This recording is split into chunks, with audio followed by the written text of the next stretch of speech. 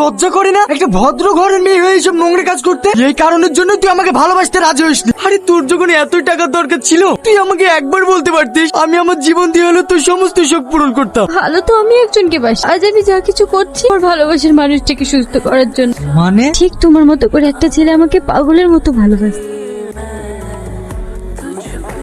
ছোট জাতের মেয়েকে কখনো আমার বাড়ি বৌমা হিসেবে মেনে নেবো না, বলে নিজে হাতে ছেলেকে মেরে দেবো। বামুন হয়ে চাঁদ ধরতে চায়? তোর সাহস কি করে হয়? একটা নিম্ন শ্রেণীর মানুষ হয়ে বিশ্বাস করেন মোড়ল সাহেব, আমি এই বিষয়ে কিছুই জানি না। তুই তো জানিস আমাদের সমাজের নিয়ম। তাহলে রমেশ বাবু ছেলেকে ফাঁসালি কেন? না মোড়ল সাহেব, আমাকে ফাঁসাইনি, আমি ওকে প্রথম প্রেমের প্রস্তাব দিয়েছি। তাহলে তুইও কান খুলে শুনে রাখ, তুইও আমার ছেলে না, আমি তোকে ত্যায্য পুত্র করলাম। শোন সোহেল, তুই যদি এই মেয়েকে বিয়ে করিস আমরা কিন্তু এই সমাজে তোকে জায়গা দেবো না। যে সমাজে ভালোবাসার কোনো মূল্য নেই সেই সমাজে আমি থাকতেও চাই। চলো আজকে আমি তোমাকে বিয়ে করি।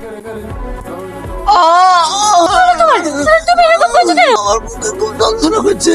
চলো তোমাকে হসপিটালে নিয়ে যেতে হবে। ডাক্তার বাবু, আমার স্বামী কেমন আছে? দেখুন আপনার স্বামীর অবস্থা খুবই ক্রিটিক্যাল, যত তাড়াতাড়ি সম্ভব অপারেশন করাতে হবে। ওর নার্ভের ভালভ শুরু হয়ে গেছে, আপনি আপাতত এই ওষুধগুলো নিয়ে আসুন। ঠিক আছে ডাক্তার বাবু। দাদা এই ওষুধগুলো দিন তো। কত টাকা হলো? আপনার 1750 টাকা হয়েছে।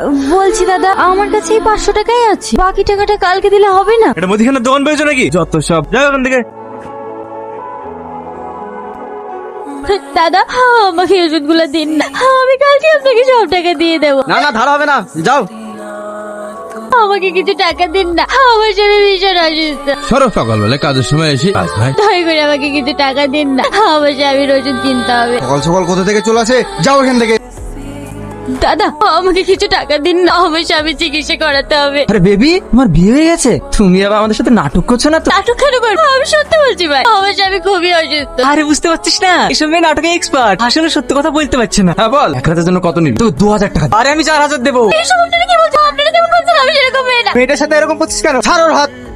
ও তোমার সাথে এমন ব্যবহার করছিল কেন? আমার স্বামী প্রচন্ড অসুস্থ, যদি কিছু টাকা চাইতে ওরা আমার সাথে এরকম অসভ্য দাবি করছিল। মানুষের মধ্যে থেকে মনুষ্যত্বটাই হারিয়ে গেছে। আমার মালিক খুবই ভালো মানুষ, উনি সব সময় গরিব মানুষদের সাহায্য করে। তুমি চাইলে একবার ওনার কাছে যেতে পারো। আমি তো চিনি না, আপনি আমাকে একটু নিয়ে চলুন না। চলো আমার সাথে।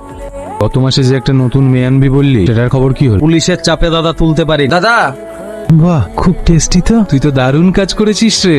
যা, এই মাসে ডবল প্রমোশন। দাদা আমার স্বামী ভীষণ অসুস্থ, ও হসপিটালে ভর্তি আছে, আমাকে কিছু টাকা দিন না। অবশ্যই টাকা দেবো। তোমার এত সুন্দর রূপ আর তোমার স্বামী বিনা চিকিৎসায় হসপিটালে ছটফট করবে, এটা তো আমি হতে দিতে পারি না, তাই না? এসো, এসব আপনি কি বলছেন? আমার স্বামীর চিকিৎসা করাতে হবে না?